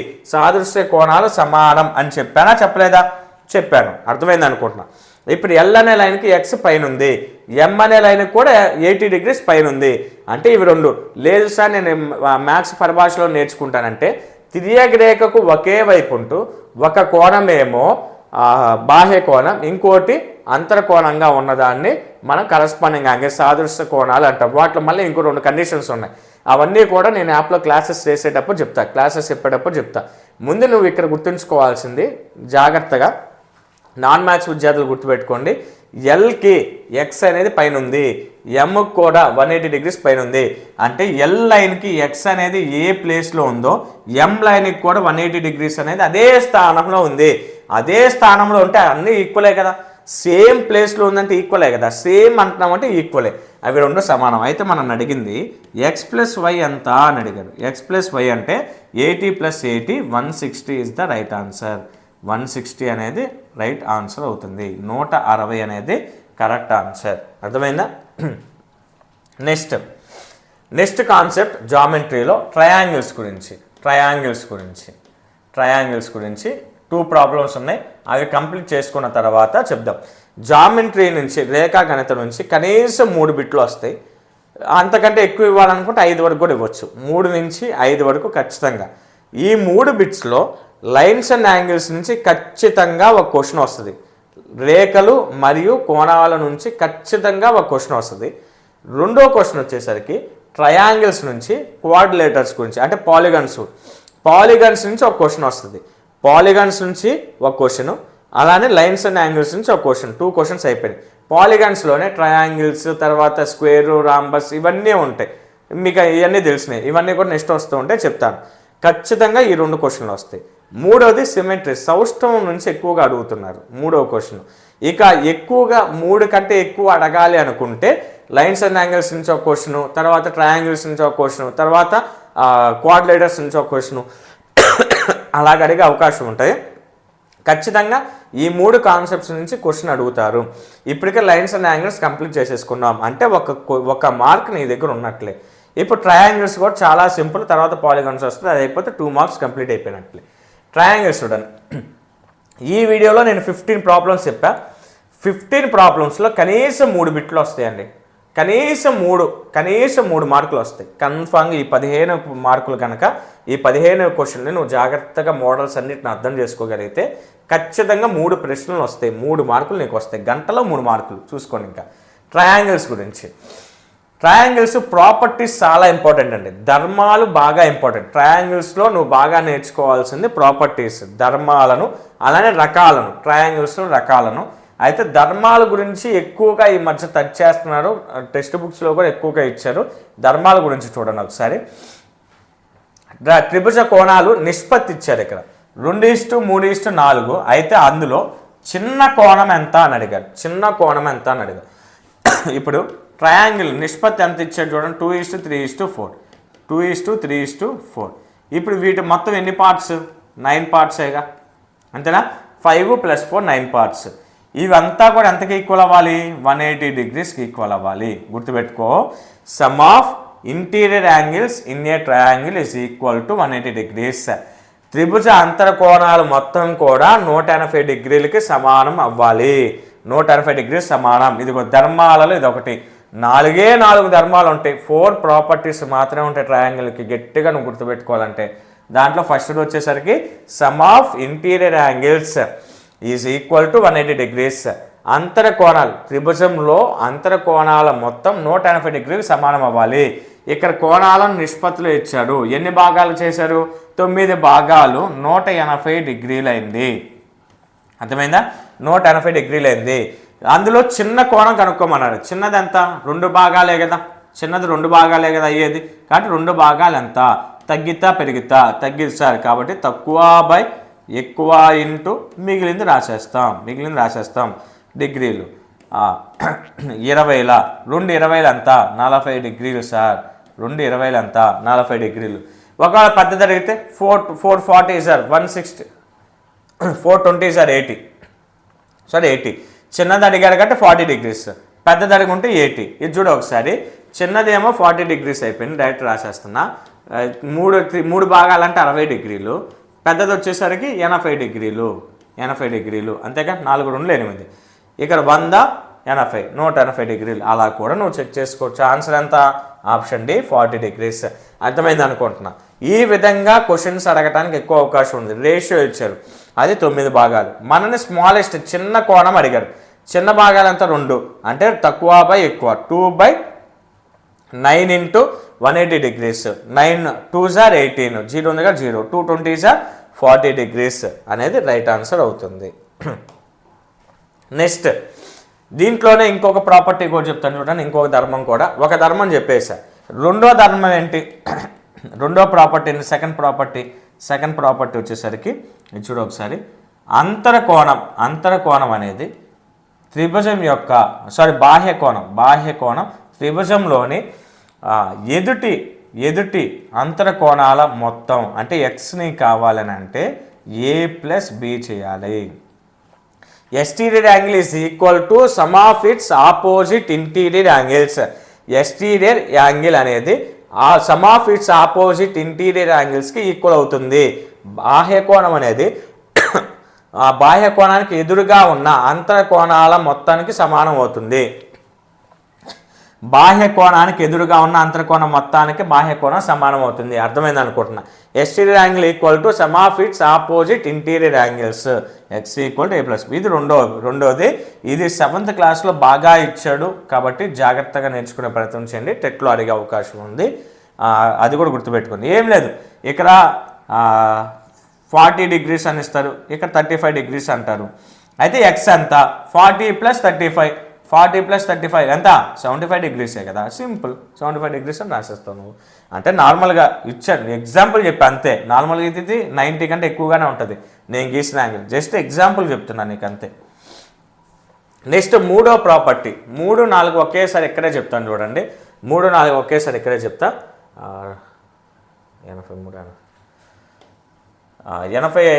82వ ప్రశ్న. 82వ ప్రశ్న. 82ఏనా? 83వ ప్రశ్న అనేది. 83వ ప్రశ్న. If AB, BC and CA are the lengths of the sides of triangle ABC, then త్రిభుజం ABCలో భుజాల కొలతలు AB, BC మరియు CA అయితే కింద ఇచ్చిన ఆప్షన్స్లో ఏది రైట్? ఈ క్వశ్చన్ చెప్పే ముందు చిన్న ఇన్ఫర్మేషన్ ఫ్రెండ్స్. మన ఛానల్ తరఫున KSA స్టడీస్ యాప్ ఉందన్న విషయం మీకు తెలిసిందే. KSA studies. మన యూట్యూబ్ ఛానల్ లోగోతోనే ఉంటుంది ఈ యాప్ అనేది.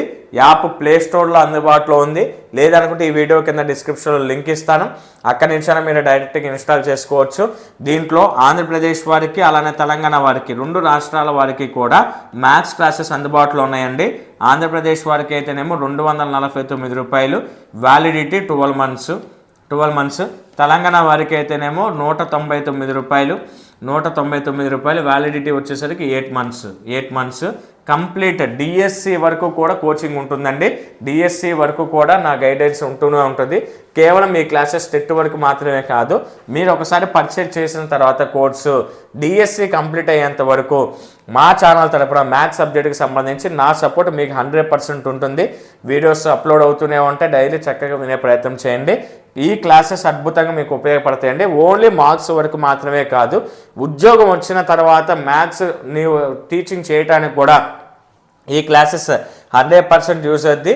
కంప్లీట్ ఒకవేళ డిఎస్సిలో అందరికీ ఉద్యోగం రావాలి అనేది రూల్ ఏం లేదండి. లాజిక్గా ఆలోచించండి, ఫ్రాంక్గా ఆలోచించండి. రాసిన ప్రతి ఒక్కరికి వస్తుంది అనేది లేదు. వాళ్ళ అదృష్టాన్ని బట్టి, వాళ్ళు పడే కష్టాన్ని బట్టి, దాన్ని బట్టి ఖచ్చితంగా వస్తుందో రాదో డిసైడ్ అవుతుంది. వస్తే హ్యాపీ, రాని వారు ప్రైవేట్ సెక్టర్లో మ్యాథ్స్కి చాలా డిమాండ్ ఉంది. వాళ్ళకు కూడా ఈ నాలెడ్జ్ కనుకుంటే ఆ నాలెడ్జ్తో ఎక్కువ డిమాండ్ చేసి ఆటోమేటిక్గా గవర్నమెంట్ శాలరీ అంతా మనం సంపాదించుకోవచ్చు ప్రశాంతంగా. లేదనుకుంటే మీరు క్లాసెస్ కూడా చేసుకోవడానికి కూడా ఉపయోగపడుతూ ఉంటుంది. ఐఐటి వారికి చెప్పుకోవడానికి అలాగా సబ్జెక్ట్ ఓరియంటెడ్గా ఈ క్లాసెస్ చాలా బాగా ఉపయోగపడతాయి. ఓన్లీ ఎగ్జామ్ పాయింట్ ఆఫ్ వ్యూలోనే చూడకండి. ఒక సబ్జెక్టే కదా సార్, ఒక సబ్జెక్ట్కి 250, 199 రూపాయలు పెడితే మిగిలిన వాటికి న్యాయం చేయాలి కదా అనుకోకండి. నువ్వు క్లాసెస్ని కాస్ట్ని సపరేట్ చూడక రెండింటిని కలుపు. నేనేం చెప్తున్నా, ఓన్లీ ఎగ్జామ్ వరకు మాత్రమే కాదు, నీకు రేపు ఫ్యూచర్కి కూడా ఉపయోగపడే క్లాసెస్ ఇవి. టెక్స్ట్ బుక్లోనే ప్రతి ప్రాబ్లమ్ ఎక్స్ప్లెయిన్ చేస్తున్నా, ప్రతి కాన్సెప్ట్ 100% నేర్పిస్తున్నా. మ్యాథ్స్కి చాలా బాగా డిమాండ్ ఉంది మార్కెట్లో. కాబట్టి నీ సబ్జెక్ట్ని యూటిలైజ్ చేసుకొని లైఫ్ని హ్యాపీగా లీడ్ చేసుకోవాలని అంటే మ్యాథ్స్ చాలా బాగా ఉపయోగపడుతుంది. అన్నిటికీ ఉపయోగపడతాయి. కేవలం 249, 199 రూపాయలు మాత్రమే.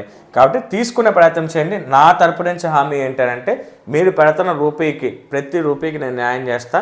కోర్సు కంప్లీట్ అయ్యేసరికల్లా నాన్ మ్యాథ్స్ విద్యార్థిని నేను అనే ఆలోచన నీకు ఉండదు. 100% నువ్వు మ్యాథ్స్ విద్యార్థిగా మారిపోతావు. ఇంకొక మాటలో చెప్పాలంటే, సపరేట్గా ఉన్న మ్యాథ్స్ విద్యార్థి కంటే కూడా మన క్లాసెస్ తీసుకున్న నాన్ మ్యాథ్స్ విద్యార్థి అద్భుతంగా మ్యాథ్స్ ప్రాబ్లమ్స్ చేసే విధంగా నేను తయారు చేస్తాను. దీంట్లో టాపిక్ వైజ్ క్లాసెస్ ఉంటాయి, టెక్స్ట్ బుక్ వైజ్ క్లాసెస్ ఉంటాయి. తర్వాత డిఎస్సి పాయింట్ ఆఫ్ వ్యూలో ఇంపార్టెంట్ మోడల్ ప్రాబ్లమ్స్ నేను అప్లోడ్ చేస్తూ ఉంటా. డిఎస్సి అయిపోయేంత వరకు కూడా మన యాప్ యాక్టివ్ మోడ్లోనే ఉంటుంది. ఏదో 4 వీడియోలు అప్లోడ్ చేసేసి నేను ఆపను. ప్రతిరోజు వీడియోస్ అప్లోడ్ అవుతూనే ఉంటాయి. చక్కగా ఒక్కొక్కటి నేర్పిస్తాను. తర్వాత లైవ్ సెక్షన్స్ కూడా పెడతాను. ఆ లైవ్లో మీకు ఏ డౌట్స్ ఉన్నా కానీ మ్యాథ్స్ సబ్జెక్ట్కి సంబంధించి నేను క్లారిఫై చేసే ప్రయత్నం చేస్తాను. అలానే యాప్లోనే సైకాలజీ బిట్స్ కూడా ఉన్నాయండి. త్వరలో ఆంధ్రప్రదేశ్కి సంబంధించి డిఎస్సికి సంబంధించి సైకాలజీ క్లాసెస్, సైన్స్, తెలుగు ఇవి 3 కూడా స్టార్ట్ చేసే ప్రయత్నం చేస్తున్నాం. ముందు యాప్ని ఇన్స్టాల్ చేసుకోండి. మీకు ఎప్పుడు వీలైతే అప్పుడు, మీ దగ్గర ఎప్పుడు అమౌంట్ ఉంటే అప్పుడు పర్చేజ్ చేసుకునే ప్రయత్నం చేయండి. మళ్ళీ చెప్తున్నా, నాకేదో అమౌంట్ వస్తుందని నేను పబ్లిసిటీ చేసుకోవడంలా, తీసుకుంటే నీకు హ్యాపీగా ఉంటుంది. తీసుకుంటే నీకు సబ్జెక్ట్ పరంగా చాలా గ్రిప్ వస్తుంది. నువ్వు ఎక్కడికి వెళ్ళినా కానీ హ్యాపీగా సర్వే అవ్వచ్చు. అలానే యాప్ని ఇన్స్టాల్ చేసుకోండి. కోర్సెస్ అన్నీ అప్లోడ్ అవుతూ ఉంటాయి. మ్యాథ్స్కి ఒక్కదానికి ఈ కాస్ట్ అండి, మిగిలిన వాటికి ఎంత కాస్ట్ ఉండదు. కేవలం 99 రూపీస్కే మిగిలిన సబ్జెక్ట్స్ అన్నీ కూడా అందించే ప్రయత్నం చేస్తున్నాం. మ్యాథ్స్కి ఎందుకంటే చెప్పాను కదా, అన్ని విధాలుగా ఉపయోగపడుతుందని. సైకాలజీ బయటికి వెళ్ళిన తర్వాత మనకేం ఉపయోగపడదు. క్లాస్లో పిల్లోడిని ఎలా ఏ విధంగా చూసుకోవాలనే దానికి తప్ప జాబ్ పరంగా మనకి పెద్దగా ఏమి ఉండదు. కాబట్టి అన్నీ కూడా మిగిలినవన్నీ కూడా 99 రూపీసే పెడతాను నేను. మ్యాథ్స్ మాత్రం ఈ కాస్ట్ ఖచ్చితంగా తగ్గించలేనండి, అర్థం చేసుకోండి. ఇక లేట్ చేయకుండా అలానే సైకాలజీ బిట్స్ ఉన్నాయి. సైకాలజీ బిట్స్ 49 రూపీస్కి, అవి కూడా తీసుకునే ప్రయత్నం చేయండి. ఆంధ్రప్రదేశ్ వారికి తెలుగు, ఇంగ్లీష్ నోట్స్ కేవలం 150 రూపాయలకి అందిస్తున్నామండి. డిఎస్సి కూడా ఉపయోగపడుతుంది. టెట్ ఎగ్జామ్ అయిపోయింది కదా సార్ అనుకోకండి, డిఎస్సి కూడా 100% యూజ్ అవుతుంది. తెలుగు అలానే ఇంగ్లీష్ ఫస్ట్ క్లాస్ నుంచి ముఖ్యంగా 3rd క్లాస్ నుంచి 10th వరకు న్యూ టెక్స్ట్ బుక్స్ ఉన్న ప్రతి విషయాన్ని, ప్రతి ఎగ్జాంపుల్ని ఇక్కడ ఇవ్వటం జరిగింది. కేవలం 150 రూపాయలు మాత్రమే. అలానే సోషల్ బిట్స్ ఉన్నాయి 8th క్లాస్ వరకు సోషల్ బిట్స్ టోటల్ 2000+ బిట్స్ ఉన్నాయి. ఇది కేవలం 75 రూపాయలు మాత్రమే. మొన్నటి వరకు ఆఫర్ ఉంది 50 రూపాయలు 100 రూపాయలు అని, ఇప్పుడు ఇంక్రీజ్ అయిందని చెప్పండి నేను అన్నాను కదా. ఫోన్పే నెంబర్ వచ్చేసరికి 8125602616 అశోక్ అని వస్తుంది నేమ్. మీకు కావాల్సిన అమౌంట్ సెండ్ చేసి పీడిఎఫ్ తీసుకునే ప్రయత్నం చేయండి. ఓన్లీ టెట్కే కాదు, టెట్ అయిపోయింది కదా మాకు ఉపయోగపడదు అనుకోకండి, డిఎస్సి కూడా 100% యూజ్ అవుతుంది. ఇది క్లాసెస్ కంటెంట్ అండి, ఇది తెలుగు ఇంగ్లీష్ కంటెంట్ పీడిఎఫ్. తర్వాత ఇవేమో సోషల్ బిట్స్ 8th క్లాస్ వరకు నా సోషల్ బిట్స్. మీకు ఏమైనా సందేహాలు ఉంటే ఈ నెంబర్కి మీరు వాట్సాప్లో ఫస్ట్ మెసేజ్ చేయండి. నేను ఫ్రీగా ఉన్నప్పుడు చూసి మీకు రిప్లై ఇస్తాను, లేదంటే రిప్లైలో కూడా అర్థం కాకపోతే ఫోన్ చేస్తాను. ఏ డౌట్ ఉన్నా కానీ ఫస్ట్ ఆ నెంబర్కి వాట్సాప్లో మెసేజ్ చేయండి. ఇక లేట్ చేయకుండా టాపిక్లోకి వెళ్ళిపోదాం, ప్రాబ్లం చూద్దాం. మూడో ధర్మం వచ్చేసరికి ప్రాపర్టీ ఏంటంటే, ఒక త్రిభుజంలో మూడు భుజాలు ఉంటాయని తెలుసు కదండి. త్రిభుజం అంటేనే 3 సైడ్స్ ఉంటాం, ట్రయాంగిల్ అంటేనే 3 సైడ్స్ ఉంటాయి. 3 భుజాలలో ఏ రెండు భుజాలను కూడినా అర్థమవుతుంది కదా నా భాష. ఏ రెండు భుజాలను కూడినా ఏబి బీసీ సిఏ, తర్వాత సిఏ ప్లస్ ఏబి, ఏ రెండు భుజాలను కూడినా కానీ మూడో భుజం కంటే ఎక్కువగానే ఉండాలి, మూడో భుజం కంటే పెద్దగా ఉండాలి. అర్థమైందా? ఇది మూడో ప్రాపర్టీ. మూడో ధర్మం థర్డ్ ప్రాపర్టీ వచ్చేసరికి త్రిభుజంలో ఏ రెండు భుజాల యొక్క మొత్తమైన మూడో భుజం కంటే పెద్దగా ఉండాలి. Some of any 2 sides is greater than other side లేదా థర్డ్ సైడ్, నీ ఇష్టం. ఏ రెండు భుజాలను కూడినా మూడో భుజం కంటే ఎక్కువగా ఉండాలి. ఇది మూడో ప్రాపర్టీ. నాలుగో ధర్మం చూడండి. నాలుగో ధర్మం ఏ రెండు భుజాలను యొక్క భేదమైన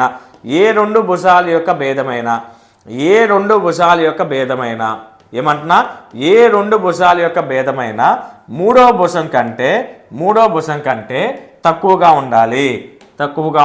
మూడో భుజం కంటే తక్కువగా ఉండాలి. ఏబి అలానే బీసీ. అర్థమైందా?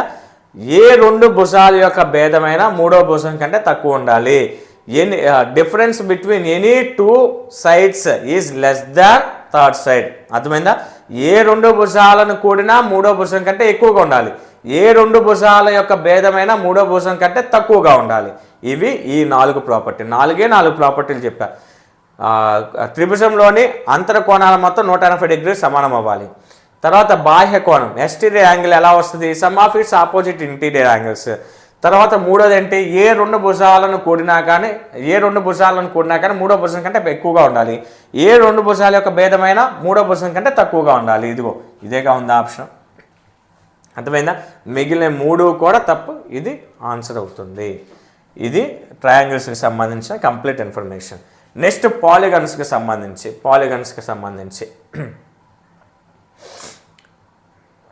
ఫస్ట్ క్వశ్చన్ చూడండి. 84th question.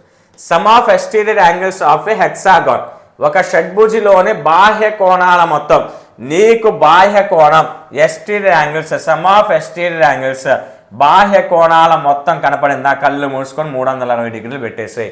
అది ఏ రెగ్యులర్ పాలిగన్ అయినా పర్లా, ఏ క్రమ బహుభుజి అయినా పర్లా, ఏ రెగ్యులర్ పాలిగన్ అయినా సమ్ ఆఫ్ ఎక్స్టీరియర్ యాంగిల్స్ బాహ్య కోణాల మొత్తం అని అడిగితే 360 డిగ్రీలు.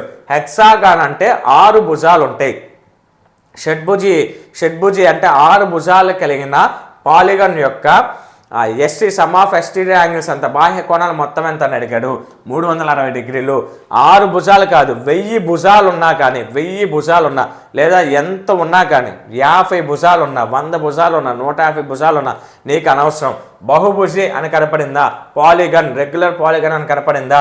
దాని యొక్క ఎక్స్టీరియర్ యాంగిల్ ఎంత అంటే 360 డిగ్రీలు అవుతుంది. 360 డిగ్రీలు. ఇది చాలా చాలా ఇంపార్టెంట్, గుర్తుపెట్టుకోండి. తర్వాత ఇప్పుడు మొత్తం అడిగితే ఓకే. ఒకవేళ ఒక్కొక్క దాన్ని అడిగితే, ఈ వీడియోకి లాస్ట్ క్వశ్చన్ అండి, తర్వాత 86 నుంచి తర్వాత వీడియోలో చేస్తా.